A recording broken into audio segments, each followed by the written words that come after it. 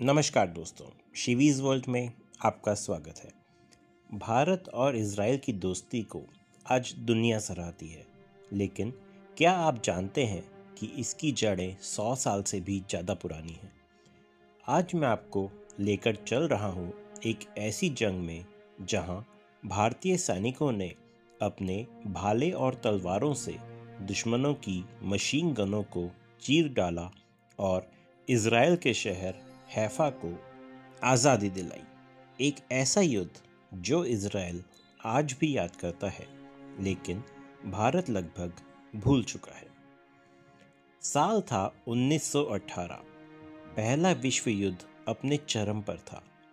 मध्य पूर्व का शहर हैफा ऑटोमन, तुर्कों और जर्मन सैनिकों का मजबूत गढ़।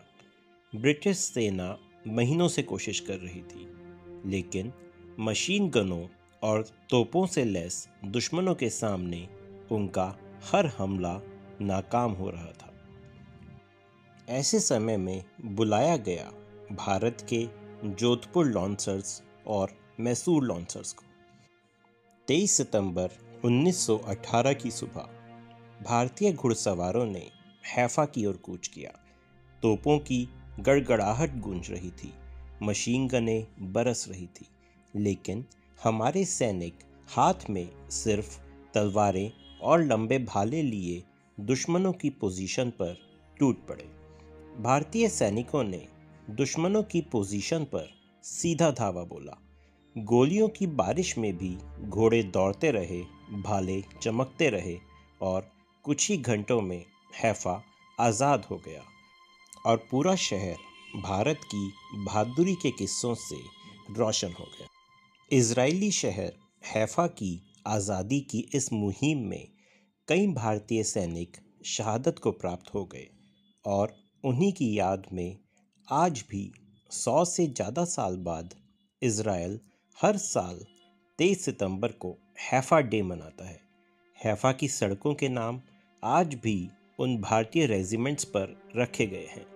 जोधपुर स्क्वायर, मैसौर स्ट्रीट, तीन मूर्ति हैफा चौक इस शहर के कुछ प्रमुख लैंडमार्क हैं। इतना ही नहीं, हैफा में बना भारतीय सैनिक स्मारक आज भी उन शहीदों की याद दिलाता है जिन्होंने इज़राइल के लोगों को आज़ादी का तोहफा दिया था। सोचिए, एक सदी पहले भारत ने इज़राइल के लोगों को आज़ादी का तोहफा दिया और आज इज़राइल हर कदम पर भारत का सच्चा मित्र बनकर खड़ा है। चाहे रक्षा, तकनीक हो, कृषि हो या आपसी सहयोग, भारत और इज़राइल की दोस्ती समय के साथ और मजबूत होती चली गई। 1918 में हैफा की धरती पर बोया गया दोस्ती का ये बीज आज भारत और इज़राइल के रिश्तों का विशाल वृक्ष बन चुका है।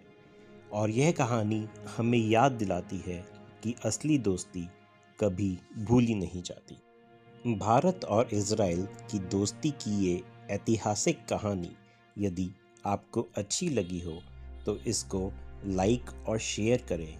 साथ ही चैनल को सब्सक्राइब करना बिल्कुल ना भूलें। धन्यवाद।